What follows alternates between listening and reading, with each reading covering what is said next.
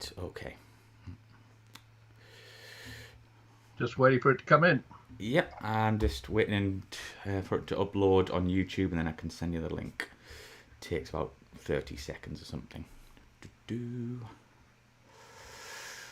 Right, there we go. I'm going to send you that over now. Click mute on mine so I don't hear the echo.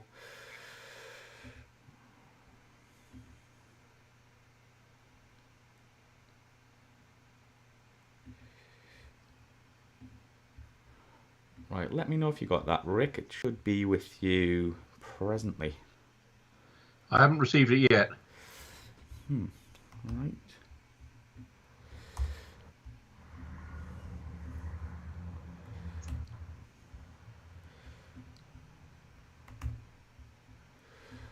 I've sent it again. Let me know if that's come through for you.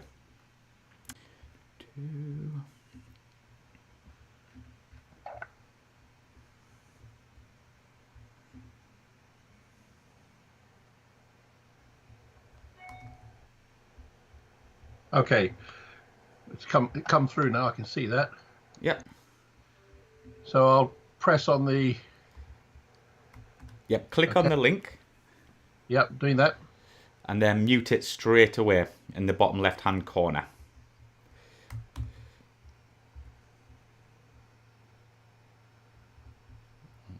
Okay. Gone. Post. So I'm just getting out the link out to our social media at the moment, Rick. Okay, I've muted it. Yep, perfect. But I'll be with you in 2 seconds. That's out. Right, post that link there. Right, that can go live there. I'm just trying to work out.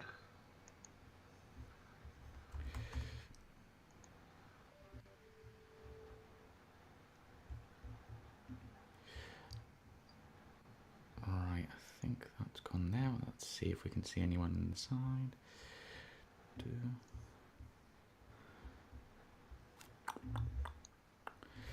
Right. Alright, where am I at? Right. Right, that's up. That's up. That's up. Cancel. No, we don't want to go on yet. Post. Get that to the tornado group. That's on the lightning group. Sorry, Rick, just bear with me just 2 seconds.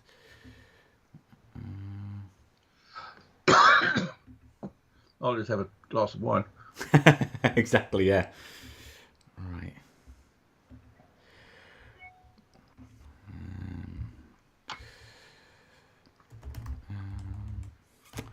Just going to do a test. Right. I think all the links are out now. Live. Must be pretty complicated. Oh yeah, tell me about it. Oh, it's quite complicated with this new system. So when I'm talking, which one am I talking to? It's best I talk to you on that one then. Yeah, so if you're talking like you're looking at yourself on YouTube, yeah, it's going to confuse you. What is behind me? You know. Yes. Right, so I am right. Hello, the Freckle Puny. Welcome to the chat. Just give us one more minute while I get everything set up, and I'll introduce Rick, and we're going to have a bit of chat, and then hopefully you can get some great questions in because he's had quite the career. Right, it's done. I've got just while you're there, Mike. I've got no sort of column for questions at the moment shown. Can you not see the link I sent you? Yeah. The questions that's on the left. It's under the YouTube thing. Yep. Yeah. So yeah, that's where the questions come in. But as I say, it takes a couple of minutes, 5 minutes before people get involved. Hence why we're going to have a chat. But yeah, because this is going to go out. Sorry, this is going to go out eventually. So I'll take it off YouTube and re-edit it, and then it's going to go out probably in a couple of weeks as a fresh new edit and stuff like that. Okay, great. Right. Okay. So anyway, yeah. Hello, Mike. I know he's in the group there. Can you see that, Rick? Yep. Duh. Right. So I'm going to start anyway because we'll get some questions coming in. But yeah, before I do, because we've got a few viewers in, I'm sure we'll get a lot more. If you don't know Rick Peacock-Edwards, he's an aviation legend. He flew, if correct me if I'm wrong on this, Rick, but the Gnat, the Hunter, the Lightning, the F-4, and he also brought the F-2 and the F-3 into service, and which is my favourite plane. So it's going to be an awesome chat. And yeah, so he's had a great career. And yeah, how many hours did you get altogether, Rick? Just under 7,000 in the end. Christ. Most of that's on single seat and fighter aircraft. It's not bad, is it? So yeah, Rick, what have you been up to recently, and how's lockdown been for you? Because we have to talk about that, of course. Well, actually, lockdown's been pretty good for me. I've haven't been bored at all. I'm seem to have been very busy. I've got so many interests in life and hobbies as well. But I suppose one of the things that's really sort of kept me involved has been the publication of my book only a couple of weeks ago. And that's keeping me quite active in many different ways. And I'm pleased to report that sales seem to be going pretty well. So, tell us a bit about your book. It's called Rate of Climb, but when did you start writing it, and just tell us what it's all about? Goes back a long way. In fact, I started it about 10 years ago when people kept on saying to me, "You've got to write a book, Rick. You've done so much in your life." Mm-hmm. And I said, "Yeah, okay." Well, and I sort of I drew up a structure for the book, and I thought, well, I'm not going to do anything until I've spoken to a publisher and get his view. And I did speak to a publisher eventually. I gave him my structure, and he had a look at it and said, "That's great, Rick. I'll write it for you." That was about 5 years ago. Mm-hmm. And then he said, so I said, I'm just a fighter pilot. I'm very happy for you to write the book for me. So after a few years of interviews and tapings and looking at photographs and things, and nothing happened. Nothing happened. And eventually, I realised that I was going down a sort of dead-end road, and I sacked my publisher, shall we say, and realised that the only way the book was going to get published was if I wrote it myself. Mm-hmm. And then I got another publisher came to me, in fact, and so we got chatting, and I suppose I started writing it. Starting writing to publication was just under 2 years, but it was quite an experience. I'm not used to writing so many words, I'll tell you that. I'm used to flying aircraft. So did you get any help from, your friends David Cledhill and stuff like that? Because they've obviously they write quite a few books. Oh, Dave, I don't know how he does it. He's written 9 or 10 now, I think. Sort of, and he's prolific and really sort of carved out a great career. I take my hat off to Dave. I know Dave very well. He's a great chap, and he and I flew together on the Tornado F2 and F3, and he was particularly, I remember sort of going with Dave on a tour of the Middle East, and he was absolutely fantastic. He was great in the air, and clearly he's great on the ground too. Yeah. So with the book, is there going to be many pictures in, and how many pages is it? It's about there are 200 pages in it. There are 10 pages of pictures in the middle, but they're high quality pictures. Mm-hmm. I suppose by choice. I mean, I submitted to the publisher probably enough pictures to fill a book by itself, if I'm quite honest. So he was fairly selective on what he put in. But the pictures he has put in are good pictures. So it's high quality. In fact, it's presented as a high quality book as well. I'm very pleased with the way it's come out. Yeah, and the front cover is awesome as well. That's it's really eye catching as well, which is great. But before we get into the questions, Rick, where can we find the book? You can find the book. Well, it's on Amazon at Waterstones.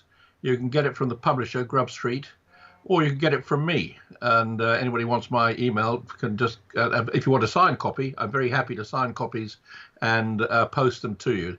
The only problem with that is that there is a small charge for post and package. But I'm very happy to do that to anybody, quite frankly. Yeah. Yeah, because I'm sure like that extra money is worth a signed copy from yourself.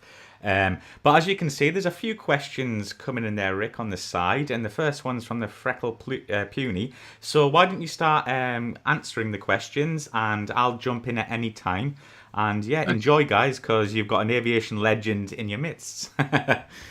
Well, I might as well start with the Lightning, and it's worth saying sort of that I set my sights on flying the Lightning when I was growing up in South Africa, before I even left South Africa and came to the RAF. I joined the RAF in South Africa, in fact, and you've gone away, Mike, and came across and set my sights totally. I was dedicated to flying the Lightning, and I took to the air like a duck to water, basically, and sort of ended up flying the Lightning. The Lightning was a fantastic aircraft, beautiful to fly. I just loved everything about it. It really, if it had so many good points. If it had bad points, it's the fact that the radar was not that powerful. You know, we only picked up targets at between 20 and 25 miles most of the time, and its weaponry, it only carried 2 missiles and a gun. That was probably the downside of it. So compared with the Phantom, where the Phantom was a real war machine, armed with 8 missiles and could carry a gun as well, which could fire at 6,000 rounds a minute. The Gatling gun, that was impressive, and it had a radar that was hugely capable. The Phantom was a hugely capable aircraft. That was all on the plus side. On the minus side, the Phantom had slightly different flying characteristics to the Lightning, and whether it was the Lightning, the Phantom, or the Tornado, they all had the capability to do twice the speed of sound, Mach 2. But the Phantom, the engines were very different from the Lightning. The Lightning engines were superb at low level and superb at all heights, quite frankly, whereas the Phantom was really good at low level because the Spey engine had been designed for the Phantom and the ground attack role, really. But as you went up, got to the medium to high levels, it ran out of puff.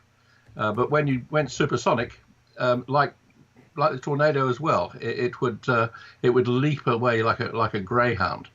The other interesting thing about flying the Phantom was it had lots of blowing characteristics around it, and with the design of the wings. When you went into a fight, if you went to pull G, for example, you couldn't use the ailerons. We used to fly units in that aircraft. And that was another plus about the Phantom. It had angle of attack indicator, but we used to pull units. And when you pulled more than 16 units of angle of attack, then you were not allowed to use the ailerons. You could only use to turn by using the rudder, because if you use the aileron, the aircraft would go the other way. So that was a downside. You had to get used to sort of that as a flying characteristic.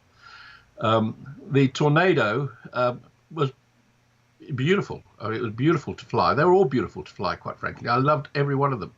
Tornado was beautiful to fly. Had the most luxurious cockpit. Yes, we had problems when the aircraft first came into service, and I had the responsibility of introducing it. But as time went on, it turned into a hugely capable aircraft. And by the time it went out, quite frankly, I thought it went out of service far too early, because it was, with its AMRAAM, ASRAAM, its radar was hugely capable. Pick up targets at long range, could track 10 targets at a time. It had data link. It had AMRAAM, ASRAAM. It was had lots of other capability as well.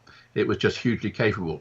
Like the Phantom, the engines which had been designed for the bomber Tornado, so designed primarily for low level. Low level, the Tornado was the fastest of the lot. It's worth just mentioning that. The Lightning at low level was restricted to 650 knots top speed, and that was because of there's an engine problem, because we had the radar bullet in the nose of the aircraft, and if you went above that, you ran the problem of surging the engines. But at high level, it could do Mach 2, no problem. The Phantom, we were restricted to 750 knots at low level, and Mach 2 or so at high level. And the Tornado, we could do 800 knots at low level. And of course, we had the wing sweep on that aircraft as well. And at high level, it was Mach 2 or even above that as well. But the Tornado, like the Phantom, would run out of engine puff in the medium to high levels. Again, when you got it supersonic, it was like a thoroughbred again. So I think but I love them all. They're just beautiful aircraft, fantastic. I was a lucky boy to fly them all.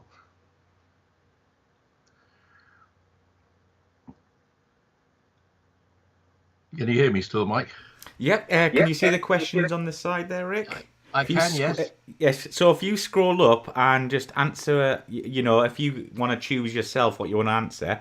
So if you Okay. scroll up, so the last one was from the Freckle Punny, and if you want, you can scroll down and you see what's coming in. If you see what I mean. Oh, Um, yeah. How did Phantom compare to the Lightning in terms of performance? I think I've summed it up really, quite frankly. The Lightning at high level, the Lightning was the best of the lot. Um, it had engines that you could get from a standing start to 36,000 feet. You could do that incredibly quickly in the Lightning. It would go supersonic in the climb without any problems, and the engine was still really performing at height. Um, when we used to go supersonic, and if we were doing intercepts against high flying targets, for example, and I'm talking about targets up at 60,000 feet or even above, then we would do in all three aircraft we would do mainly sort of what we call a boom and zoom intercept. We go supersonic at the tropopause, and then as when we got up to whatever speed we got up to 1.3, 1.6 or whatever, we would then zoom up to the target to complete the intercept. And the Lightning was really, again, there was nothing to touch the Lightning as far as engine performance was concerned at high level. So that's really the major difference between the aircraft. As I said, the other major difference was the weapon capability between the aircraft. And there's that big difference between the Lightning and the Phantom. And well, by that I mean the missile capability and the radar as well. So I think that answers that one. Boom, boom, boom. Did I ever meet B. Beaumont? Yeah, yes, I did. I did. But when I was fairly young and junior, so only not for any sort of great length of time, but I did meet him, yes.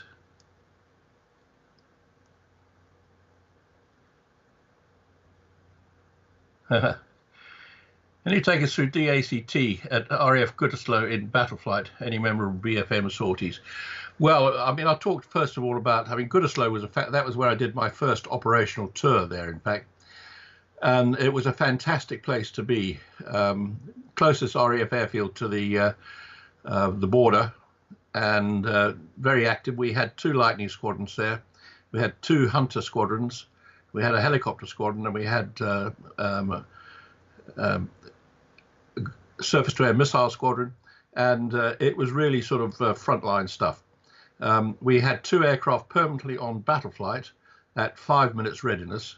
Most aircraft most QRA back here in the UK were on 10 minutes readiness. We were on 5 minutes readiness, and we used to sort of use that 5 minute readiness all the time. Scrambles were very, very regular. Often they were because there'd been an aircraft sort of heading towards the border. It might have been the other side testing our reaction. They used to do that quite a lot, in fact, with the MiGs that were at bases literally only 50, 60 miles away from us.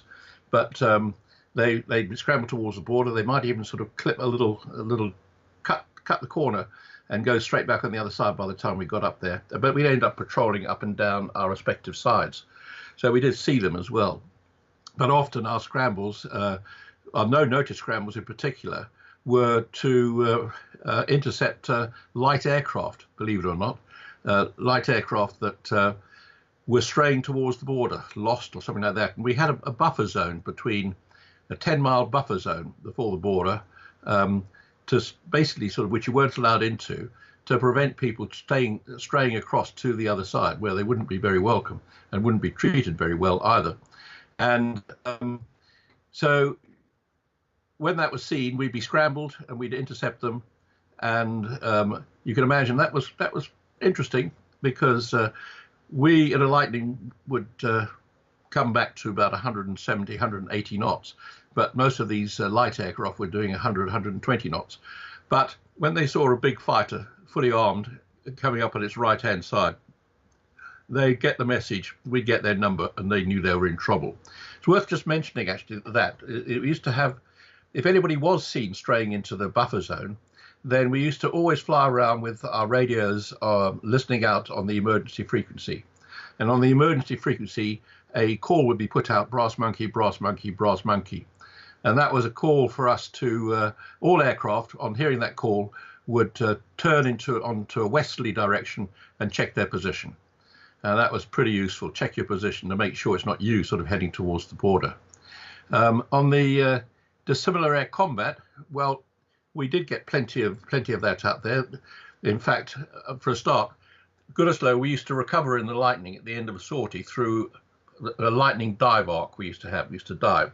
Used to be known as Mig Alley up there, because up at the dive arc, we always knew there was going to be other aircraft waiting to play with us there, like from whichever Air Force it was. Or it might have even been the Hunters, but there was always plenty of sort of opposition to sort of get tangled up with. And as we went progressively more and more into the lower levels, then we did get, we used to fly on what we called low-level search patterns. And we had a dial of lightning sort of a system where other squadrons around Europe could ring us up and say, sort of, we're coming through there. We'd like you to sort of try and intercept us. And so that would set up a sort of a good little lightnings versus the opposition down at low level. That was really good training. But without going into the full details of sort of dissimilar air combat, suffice to say that air combat, wherever you are, is, as far as I'm concerned, the sport of kings. It's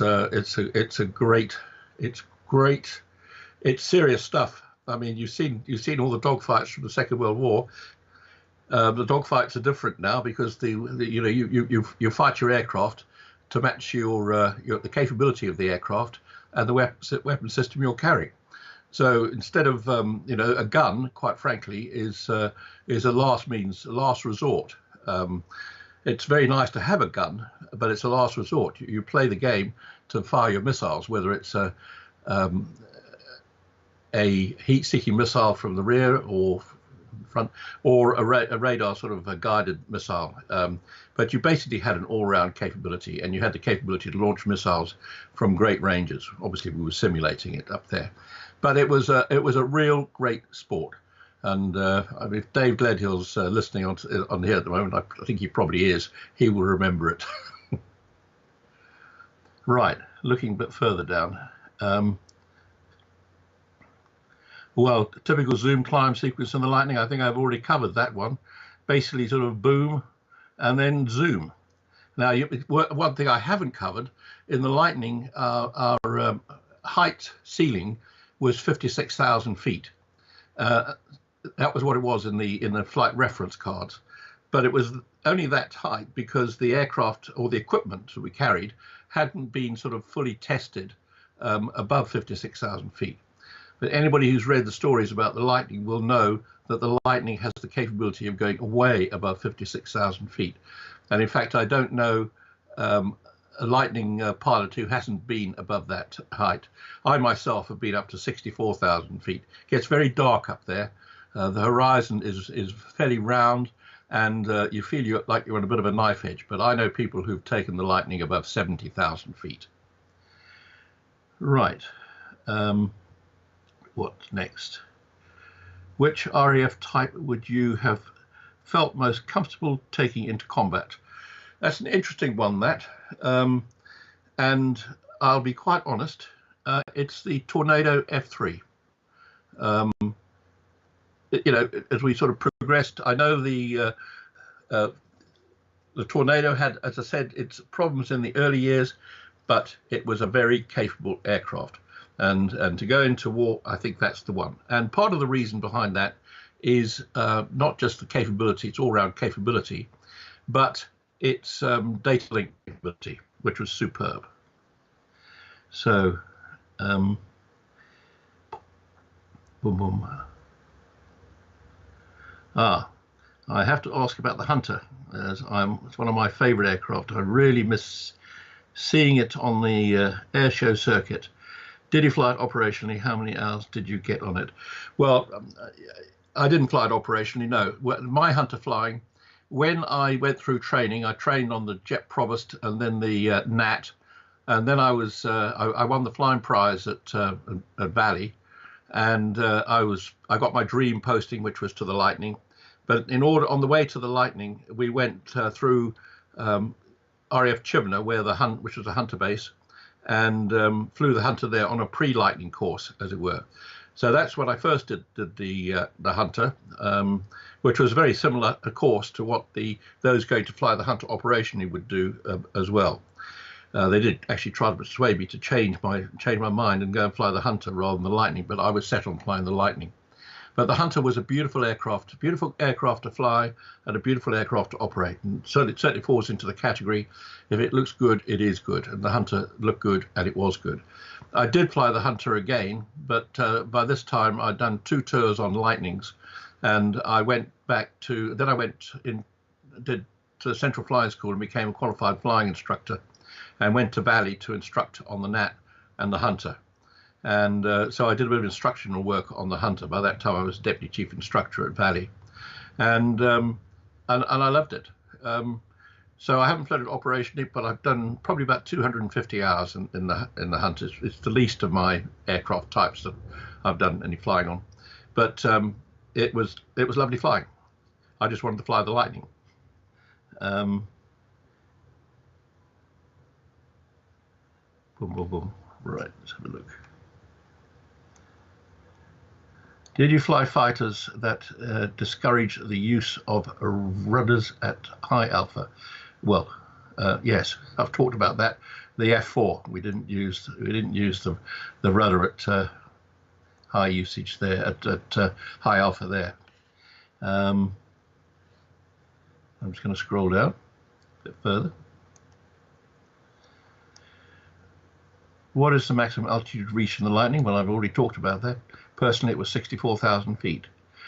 What handling characteristics at high altitude? I've talked about that. It sits on a knife edge. You handle the engines the indicated airspeed is very, well, the actual airspeed is high, but the indicated airspeed is low.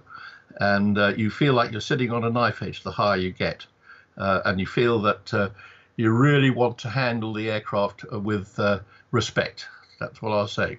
If you handle the engines without respect at high level, you run the serious risk of sort of surging an engine and causing problems through that. Is it true the Lightnings could intercept the SR-71 almost? Well, it's true that the U-2s have been intercepted by Lightnings at 70,000 plus. Certainly, I don't know of any SR-71s that have been intercepted, but I might be wrong there. But the SR-71 is a beast of an aircraft, can fly bloody high, and with the capability of doing three times the speed of sound. I've never come up against the SR-71 in flying. I've seen it, and it's very impressive. What is my favorite version of the Lightning? Well, that's pretty simple, actually. I mean, all my Lightning flying was actually done in Germany or back at Caldershall on the operational conversion unit, where I trained pilots to go to Germany. And in Germany, we had when I first went to Germany, we had the Mark II Lightning, which was a short-range Lightning. And then during my time there, we converted to the F-2A, which was looked the same as the Mark VI, really, with the big ventral tank and the squared off fin and a few other sort of improvements. It was better than the F6 in my view, because the ventral carried nothing but fuel.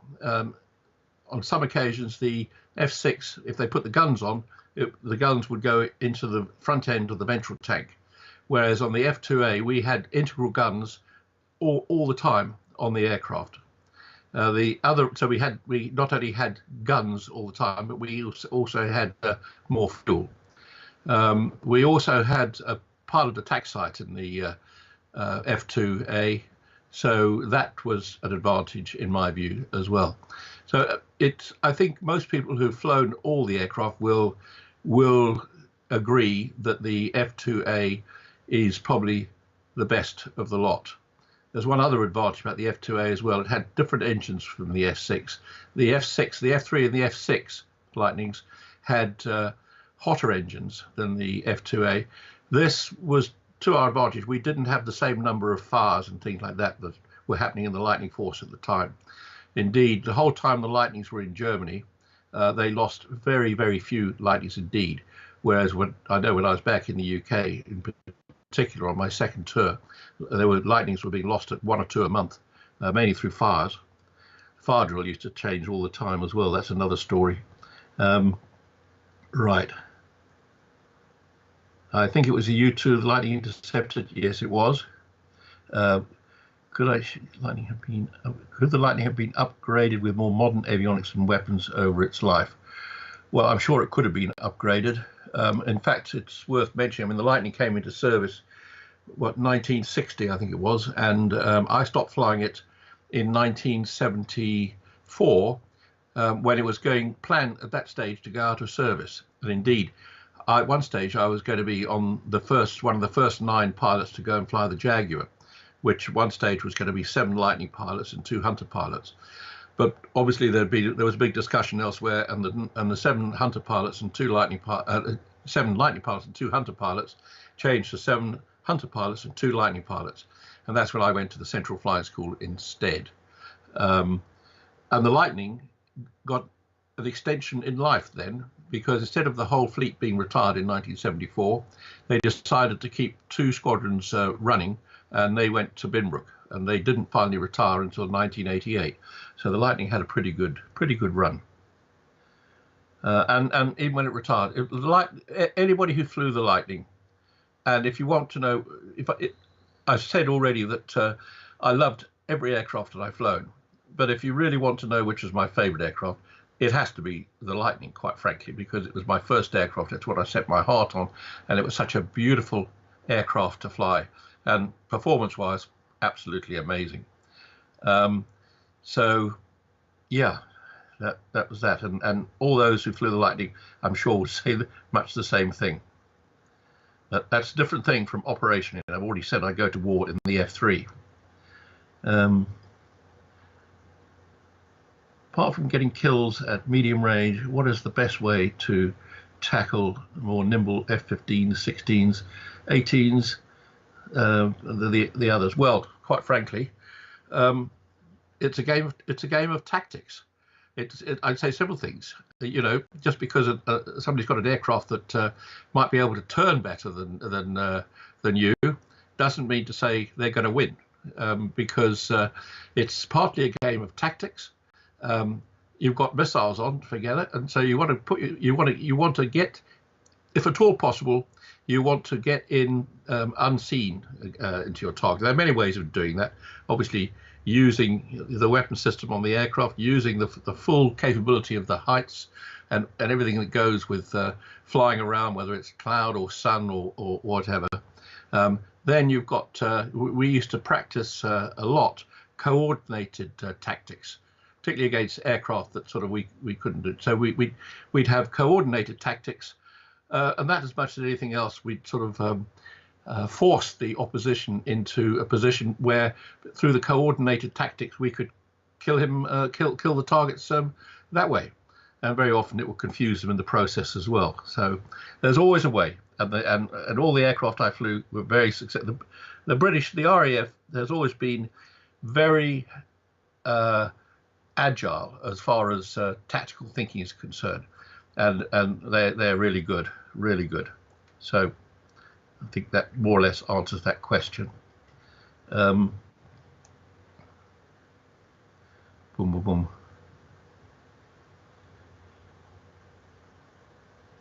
What was it like flying long sorties wearing immersion suits? Did the flying clothing improve over the years? Well, I think the answer to that one is yes, the flying clothing did improve, but immersion suits, we were very grateful for being in immersion suits, quite frankly. A lot of our flying, particularly when I was flying up at Scotland, and when we were intercepting Russian bears and things way north of Scotland, it was pretty cold and uncompromising up there. And you're very grateful you're flying in an aircraft where you've got clothing that if you have to eject and go into the sea, you know it's going to keep you alive for a little while, because if you didn't have that clothing on, you'd die pretty quickly. Long sorties, our QRA sorties from in the UK against the Russian Bears were normally about 7 hours long. The longest sortie I ever did was, and Dave Gledhill will remember this, was when we flew from Coningsby overnight. We took off at 11 o'clock at night, and we landed at, we didn't land, we arrived at Mazeira in Oman at 9:30 the next morning. That was about a 10.5 hour sortie, and most of it was at night. I remember we had 4 aircraft. We went with tankers, obviously, and the tanker was always known as Mother, and we were known as Chicks. And we flew down over the Mediterranean, and it was a pretty rough night in the Mediterranean. I remember that there were storms everywhere, and then so about 6 hours was at night, and then the dawn broke, and then on we went. So we refueled all the way, and there was a VIP sort of. VIPs were waiting for us at 9:30. The chief of the air staff, who was there, had told me, "I want to see you there at 9:30, Rick, with your aircraft to the second." And we were there to the second at 9:30 with pretty sore bums, because 10.5 hours sitting on an ejection seat is hard work. But when you've got a crew of 2, I would say that a crew of 2 is a very effective unit, particularly when it works well. But when you're on those long sorties, it's nice to have somebody to speak to there. And in the Tornado, for example, we also had, we could play music, we could play games, and there was always something to do. You kept yourself amused. But yeah, it was interesting stuff. I wouldn't do it every day of my life, but I think the normal sort of 1-2 hour sorties are great. But every now and again, you know, it's very satisfying when you've got airborne and you've flown up way north of Scotland and you've intercepted a bunch of Russian Bears, and you come back and you really feel that you've achieved something.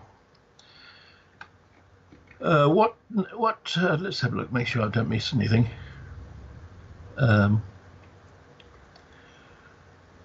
Was taxiing an aircraft in icy, snowy conditions similar to driving a car? Well, it wasn't very easy, that was for sure. It depends where you were. I mean, in some places they pack the snow down and you can sort of taxi over it without any problem. But where most of the places I went in the UK, we're not that used to having snow, and you wouldn't. We'd sort of blow away the ice and the snow before we'd taxi. So we try to keep the place open as possible. Particularly from QRA, well, that was the first priority.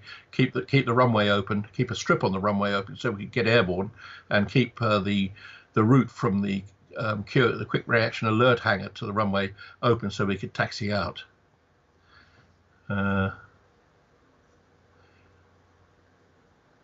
What fighter in the NATO infantry was most challenging to fight in DACT? Well, I think everyone in their own way is pretty challenging. The F-15s were always pretty challenging. The F-16, if don't get into a close fight with them, but it's a small aircraft as well. They're all challenging, but they're all beatable, and that's the important thing. They're all beatable. Did you ever go to RF Wildenrath in Germany? Yes, I did. In fact, I not only went to Wildenrath, we worked closely, but whilst I was at Gütersloh, we had to bolt hole from Gütersloh because they relayed the runway, and we went to Bruggen actually. One squadron went to Bruggen and the other squadron went to Wildenrath. But then after 3 months, we came back from Bruggen to Gütersloh, landed. We flew a 9 ship, in fact, and beat the hell out of Bruggen, and then beat the hell out of Gütersloh when we got there. And we landed, and the landing was like landing on sandpaper. And I burst a tire, and in fact, every aircraft in the formation had shredded tires. And it turned out that they got the coefficient of friction on the runway all wrong. So after a week at Gütersloh, we then tested, well, they put an emergency fix. We flew again from there, and it didn't improve things. We got more burst tires. And so that afternoon, we flew off to Wildenrath for another month. So I know Wildenrath very, very well. It's a lovely place. All those bases in Germany were lovely places, and Germany was a great place to be. Anyone gotten to 80k feet to Lightning? If you want me to say that I was a betting man, I would say yes.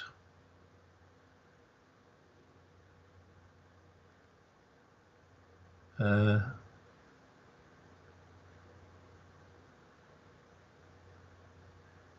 I'm just paging down here.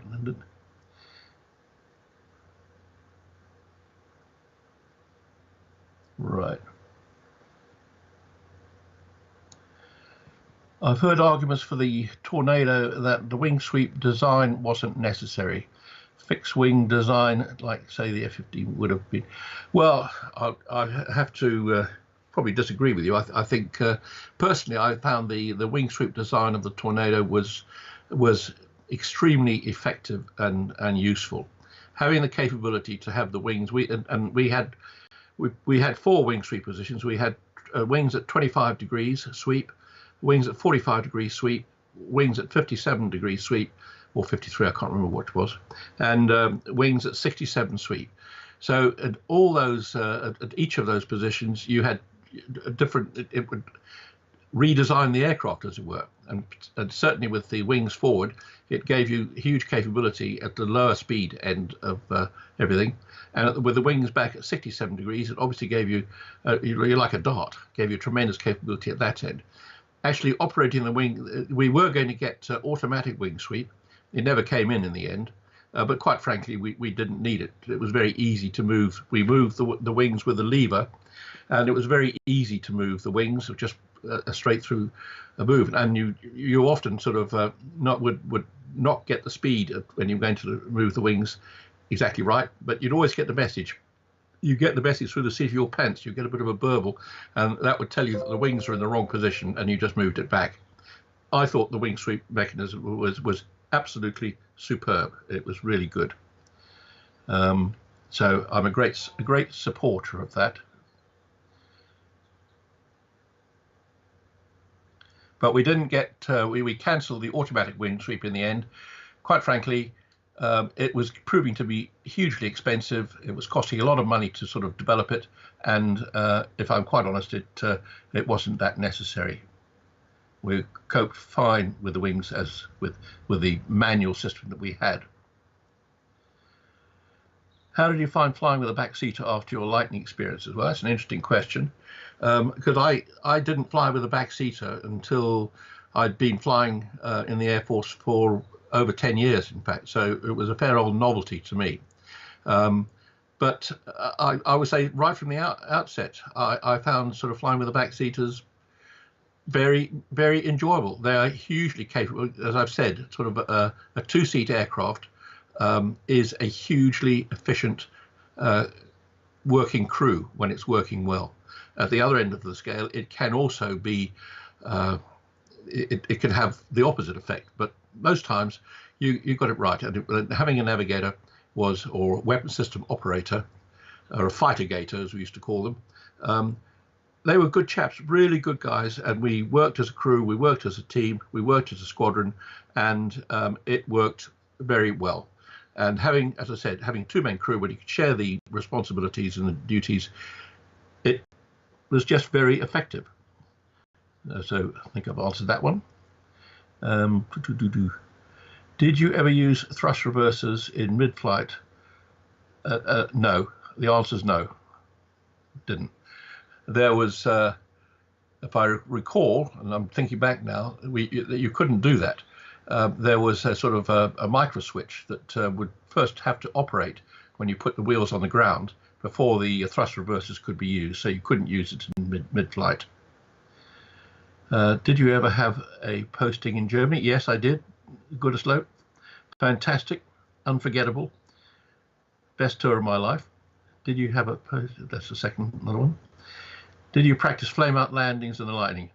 No, big no. We did. We didn't. We did. I've had several engine failures in the Lightning, and the Lightning flies very effectively on one engine. And there have been times in its operation when one engine was purposely shut down to conserve fuel, and then lit up before landing. but we didn't sort of practice flame-out landings, no. And believe me, the Lightning, I don't think would have managed it. If you had to keep the hydraulics running, because if you have a hydraulic failure, a double hydraulic failure in the Lightning, you lose control of it anyway. We didn't have a ram air turbine like the Phantom or the Tornado had.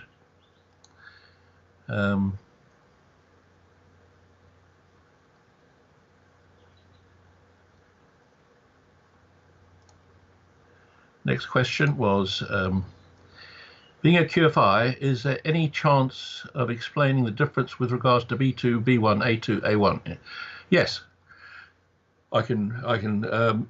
That's true. When you go to the Central Flying School to become a qualified flying instructor, my course lasted 6 months, for example, and was pretty sort of detailed. And at the end, when you graduate as an instructor, you graduate as a B2 instructor. And the B2 really means you pass the course, and you now go on to the station where you're going to instruct, and you're on probation as a B2.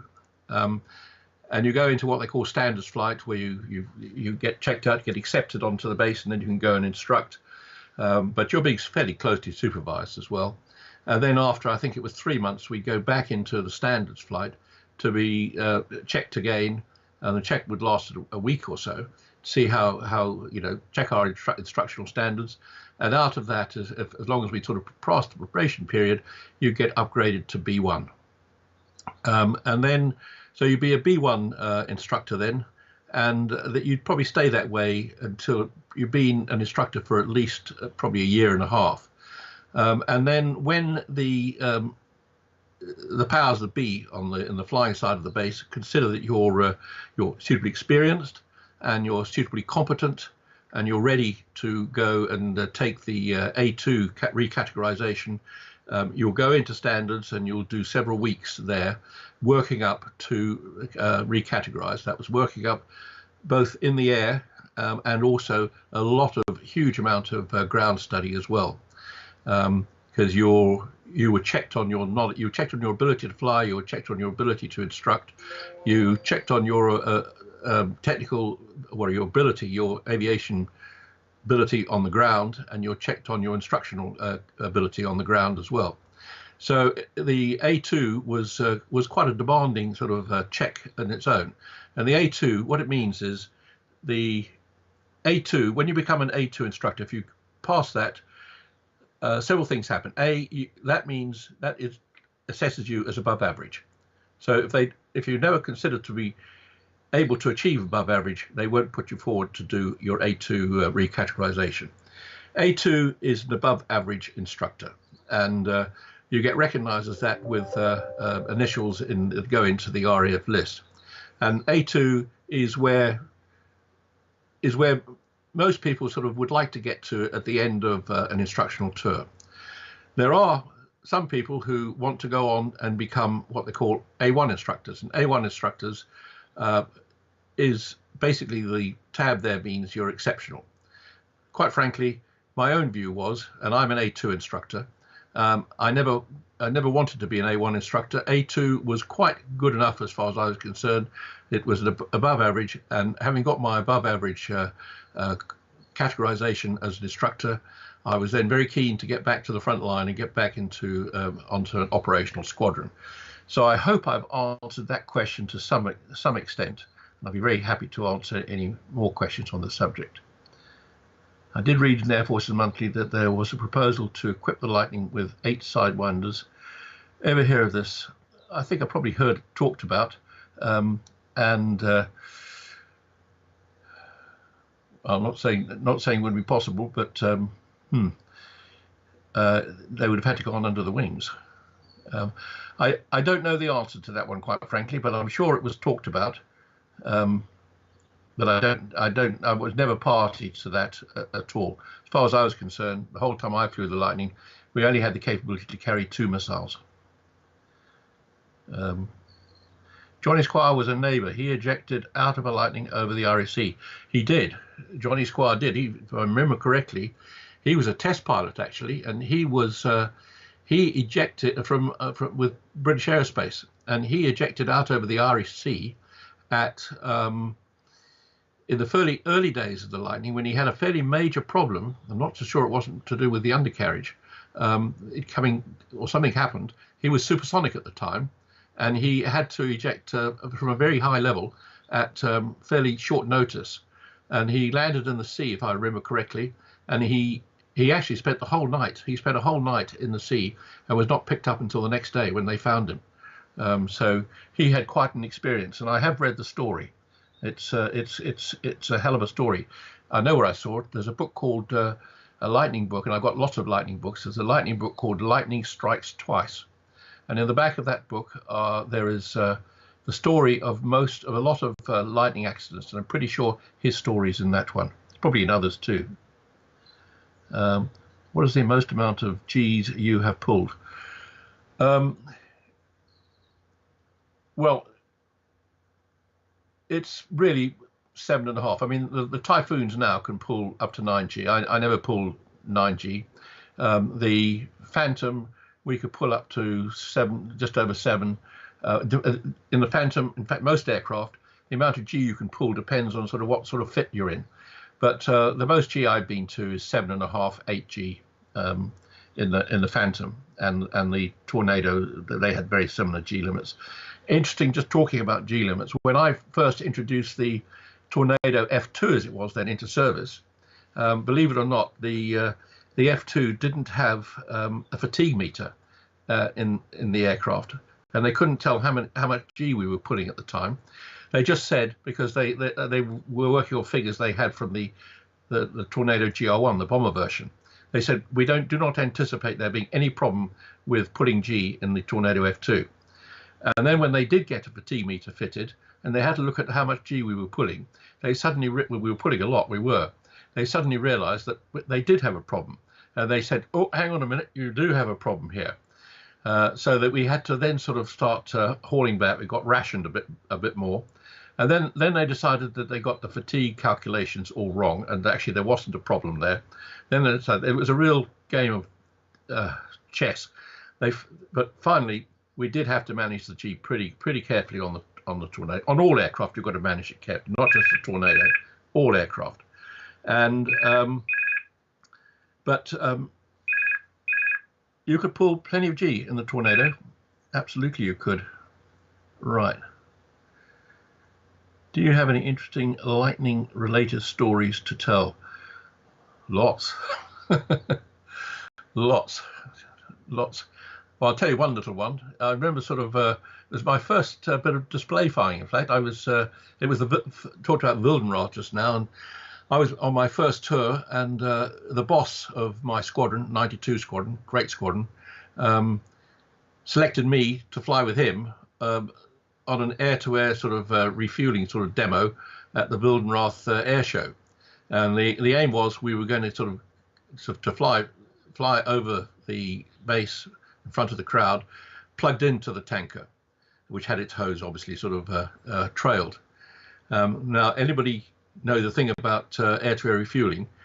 Where we normally refuel is at very high level, or fairly high level, where the air is very calm, and actually sort of it's not very difficult to sort of you've got to know what you're doing, but it's not difficult to get the probe into the drogue.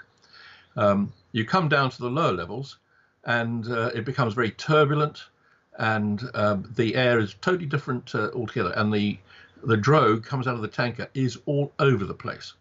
And I remember sort of the boss got in, and this drogue was absolutely all over the place, and I thought, this is like a dartboard, and I thought, I'm going to get in. He's in, I'm going to get in, and I did get in. And the boss said to me after, said, in his Scottish accent, he said, Rick, well, you were plugged in. I don't know how the hell you got in. Last time I saw you were going like a bloody train. I was too, but we were plugged in. It was. So I had many on all aircraft. I had many exciting things to remember. I remember sort of one other time at Gütersloh. In fact, in winter in Germany the weather is bad. It's grey. It's bad a lot of the time. And on this particular occasion, we hadn't flown for a few days because of fog and goodness knows where else. finally we did get a clearance to fly, and I got airborne. I was the first airborne because I've always been an hours hockey, so I love my flying, still do, and got airborne as a pair, and I was leading. And as we went into cloud at 300 feet, I had a main instrument failure for a start. Well, that's all right. You train for that. So I came out the top of the cloud, and straight away I had then I had a hydraulic failure, and I thought, oh, well, this day's going from bad to worse at the moment. So I had to divert. So I diverted to Hanover, which is about 60 miles away from Gütersloh, and I landed there, and I landed okay. Pulled the chute, and no chute came out, and that was partly the cause of the hydraulic failure. And I only just managed to stop before the end of the runway. It would have been all right at Gütersloh because this was the short-range lightning days where we didn't have hooks and wires and things like that. But we had at Gütersloh we had a barrier we could go into, and even when we had an arrestor gear, we had a barrier as well. There was no barrier at Hanover, so that was quite an interesting little experience, nearly going off the end of the runway there. But it's worth mentioning, that's another thing about the F-2A when it came in, it had a hook. So that was an exceedingly useful thing to have for various emergencies that we had. Anyway, go on about that. I've got lots of lightning stories. You have to buy my book. Sorry, Rick, I don't know if you can hear me here. I can hear you. Yeah, are you happy to go on for maybe another 20 minutes, 8:15, just because there's a few questions coming in? Because I know you're probably a busy man at the moment, but I know there's a few questions still left to go. Yeah, I can go until 15:15. I've got to go on another, believe it or not, I've got to go on another webinar then. All right, okay, yeah, okay. So guys, yeah, he's going to answer a few more questions, but quarter past is our end goal, so go for it, Rick. Okay. Talk about that. Germany, we talked about practice limit. Where we got to?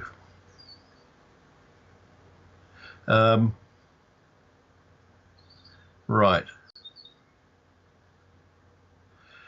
Any memorable live fire exercises? Any Skyflash launches? Always felt that was a very interesting missile. Well, firing missiles was always interesting. We used to have what we call a Strike Command air-to-air missile establishment at RAF Valley, and we used to fire missiles in Cardigan Bay, in a range there, against Jindavik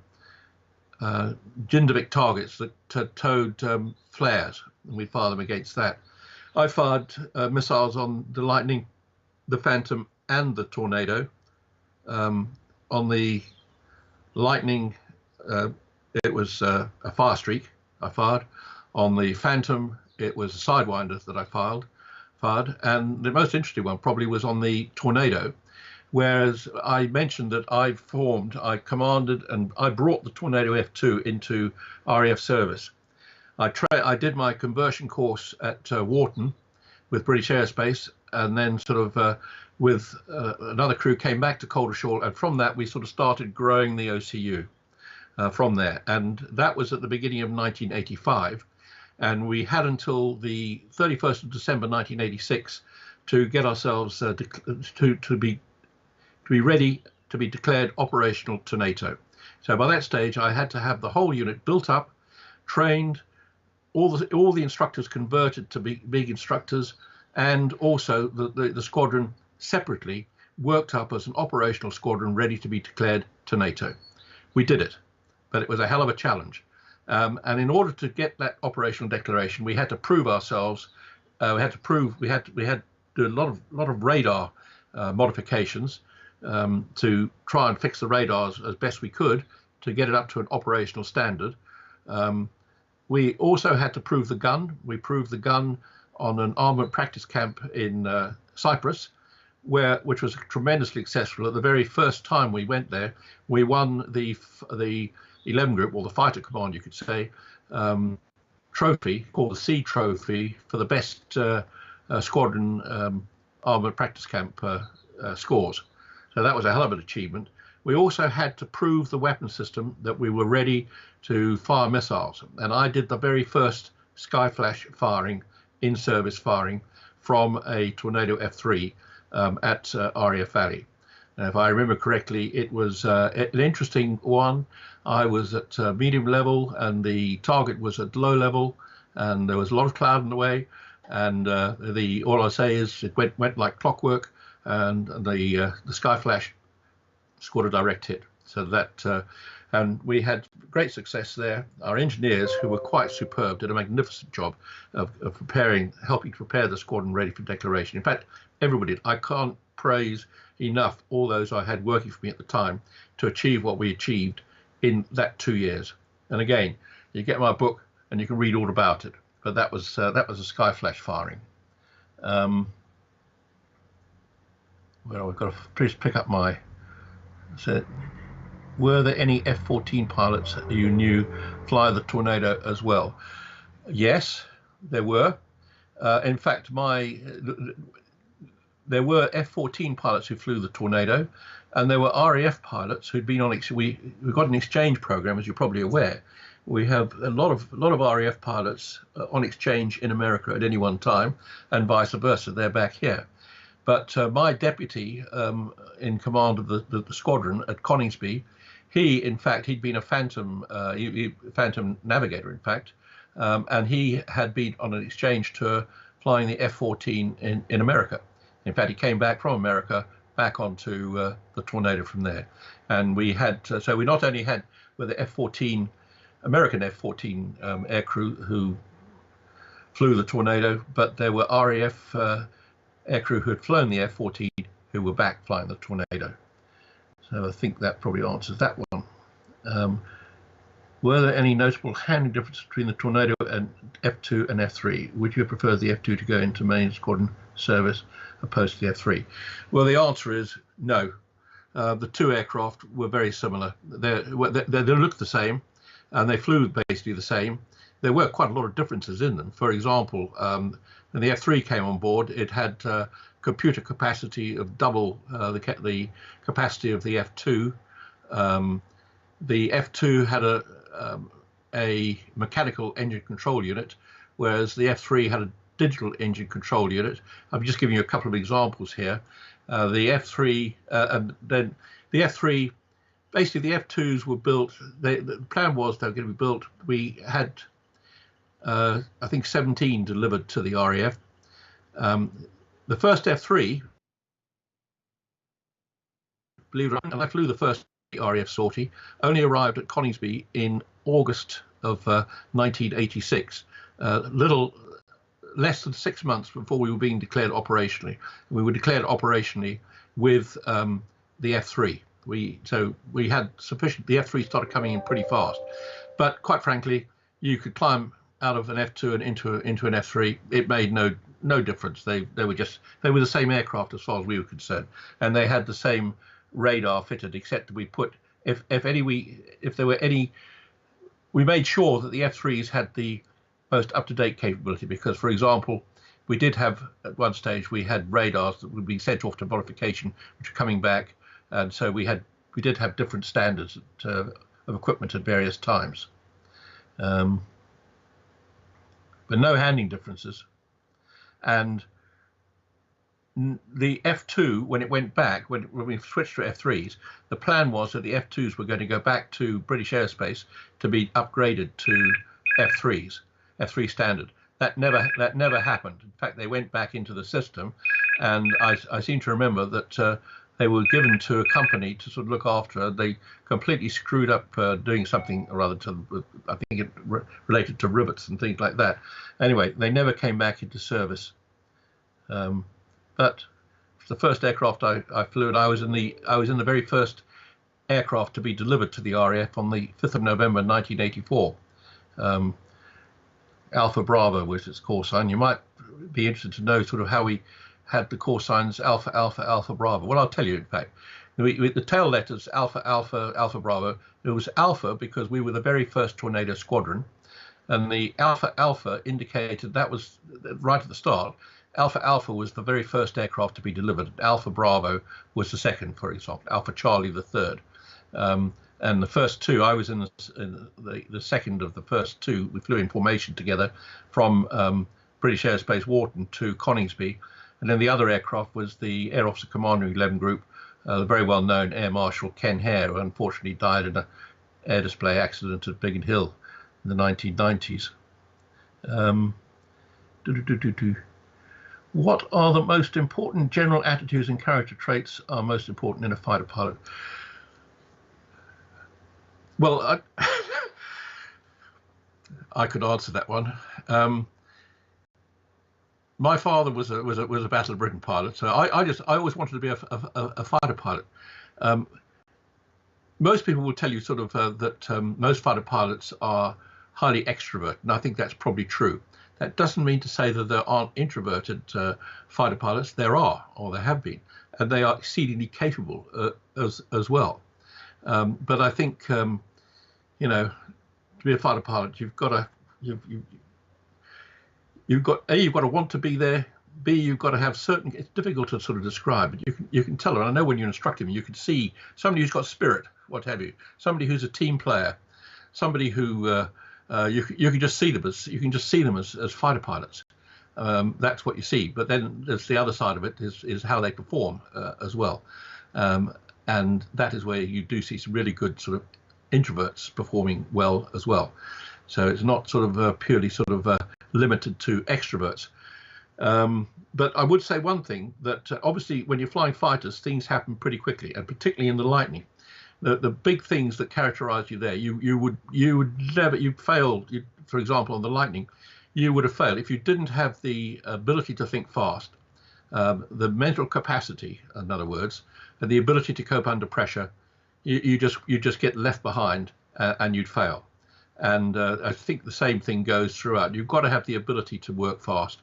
You've got to have the mental capacity and the ability to cope under pressure. Probably didn't answer that one very well, but it needs a bit more thought. So many different things. So Rick, I'm guessing you can hear me again. Because I know you're on another call and you're going to be a busy man, I'm going to let you choose one more question from that. And then after that, just tell us where we can get your book again. And so that would be great.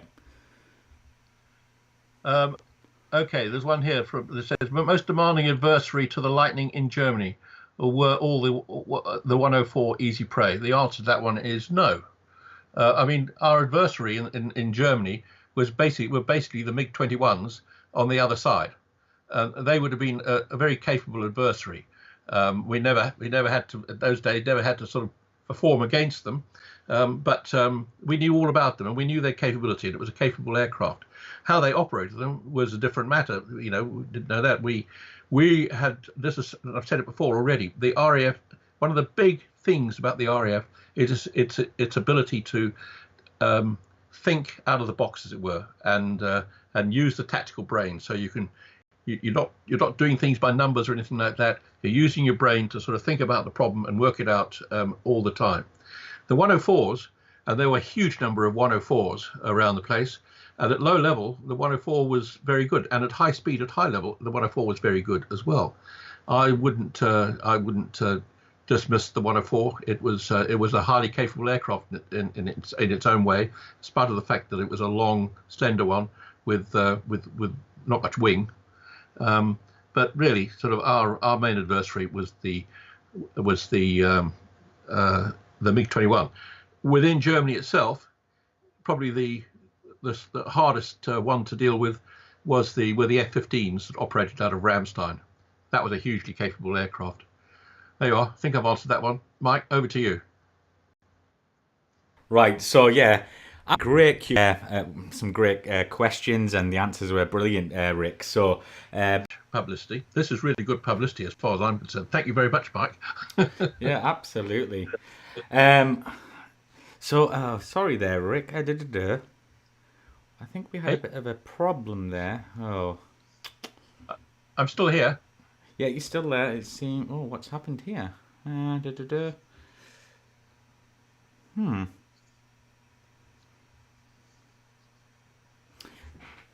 Right, just again, Rick, because I think we lost a bit of a connection with our viewers there. So can you do that blurb one more time, just so I can put it in? So yeah, where's your book from, and where can we get it? Okay, there's the book. It's been on the market since the 30th of April. It can be acquired through Amazon. Just go to Amazon, dial up books, and put Rate of Climb, and you get the details there. You can get it at Waterstones. You can get it one or two other places as well. You can get it from the publishers, Grub Street. I suggest you just Google them, or you can get it from me. If you want a signed copy, then I'm very happy to provide you one. There will be a small charge for post and package, but you can send me an email on Peacock-Edwards. That's Peacock-Edwards, all one word, at hotmail.com. So I don't think I need to repeat that, do I, Mike? I think no, definitely not. No. Well, Rick, I want to thank you very much for your time. It's been a great Q&A, and yeah, you've had a great flying career, and yeah, just thank you very much for your time. And yeah, hopefully your book's going to be a massive success, which I'm sure it will be. And yeah, if anyone wants Rick's book, just message him or go to like the places you mentioned, and you're going to have a great read. So thank you very much, Rick. If I could just say something, Mike, I'd like to thank everybody who asked questions there. I found that a very interesting bunch of questions. Not necessarily questions that I expected to get. It sort of took me back a long way, and sort of, and was very interesting because it reminded me about a thing or two as well.